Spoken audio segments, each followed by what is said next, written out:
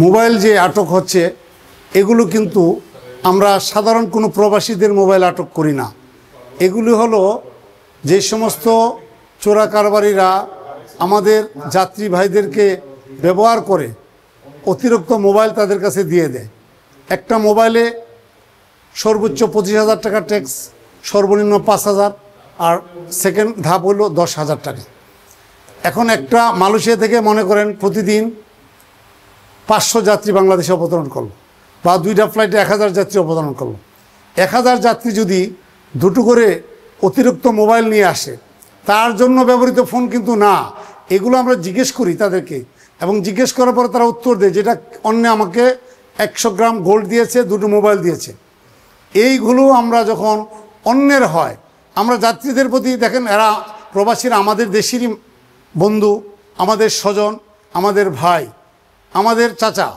আমরা তাদের সাথে তাদের ফোন রাখার জন্য আমাদের কোনো মানসিকতা নাই।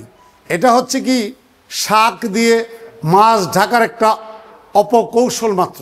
আপনাদের কাছে এই ব্যাপারটা এইভাবে তুলে ধরছে যে আমরা প্রবাসীদের মোবাইল রেখে দিচ্ছি। না, আমরা প্রবাসীদেরকে, যে সমস্ত প্রবাসীদেরকে চোরাকারবিররা অতিরিক্ত মোবাইল দিয়ে দিচ্ছে, যে মোবাইলটা সে স্বীকারও করতেছে যে এই মোবাইলের মালিক সে না, এটা তাকে বাইরে যেয়ে হ্যান্ডওভার করবে, আমরা ওই সমস্ত মোবাইলগুলোকে আটক করি। এবং এই সমস্ত এক একটা মোবাইল যদি 25,000 টাকার ট্যাক্স হয়, শত শত মোবাইল, হাজার হাজার মোবাইল প্রতিদিন আসতেছে। আর এগুলো আমরা কি করি, আমরা রেখে আটক করে আটক মেমো দিয়ে দিই। তো বাংলাদেশের যে বাংলাদেশ টেলিকমিউনিকেশন পদ্ধতির মধ্যে যে সিস্টেম, এই সিস্টেম করে একটা যাত্রী মোবাইলটা পেতে তার সময়ের ব্যাপার হয়ে দাঁড়ায়। তখন এগুলিকে আমরা আটক করার পরে এগুলো ইনভেন্টরি করে আসে রাষ্ট্রীয় গুদামে জমা হয়। পরবর্তীতে এটাকে নিলামের মাধ্যমে এগুলি নিলাম করা হয়, নিলামের মাধ্যমে সর্বোচ্চ বিডারকে দেওয়া হয়। সুতরাং এখানে কোনো জিনিসকে অহেতুক বা কেউ নিয়ে যাবে, এই সমস্ত সিস্টেম আমাদের দেশে নয়, কোনো দেশের এয়ারপোর্টের মধ্যেই সম্ভব না। হযরত শাহজালাল আন্তর্জাতিক বিমানবন্দরে আমরা শুধু একটি সংস্থায় চাকরি করি না, এখানে প্রায় 25টি সংস্থা চাকরি করে।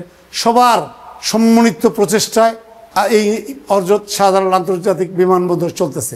এখন সাধারণ যাত্রীকে পুঁজি করে সেই চোরাকারবারি মহল আমাকে চেষ্টা করতেছে যাতে কোনো উপায়ে যদি আমি সরে পড়ি অথবা আমি নিরুৎসাহিত হয়ে যাই, তাহলে তাদের চোরাকারবারিরা আরও চাঙ্গা হয়ে যাবে, আরও বেশি কাজ করতে পারবে, রাষ্ট্রের জন্য ক্ষতি হবে, তারা ব্যক্তিগতভাবে উপকৃত হবে। সেই জন্য তাদের এই যে অপপ্রয়াস তারা চালিয়ে যাচ্ছে। নিশ্চয়ই আপনারা বুঝতে পারছেন আমার কথাটা, আপনারা সচেতন হন। আমরা সর্বোচ্চ প্রবাসীদের জন্য আমরা তাদের সেবা অব্যাহত রাখব। প্রতিদিন আমরা যে কোনো কলা কৌশল হোক আমরা তাদের সেবা দিয়ে যাব। আর তাদের ক্ষেত্রে আইনে যাহাই থাকুক না কেন, আমরা তাদের জন্য আমাদের ঊর্ধ্বতন অথরিটির নির্দেশক্রমে আমরা সর্বোচ্চ প্রবাসীদের ক্ষেত্রে আমরা ছাড় দেওয়ার চেষ্টা করি। ধন্যবাদ সবাইকে।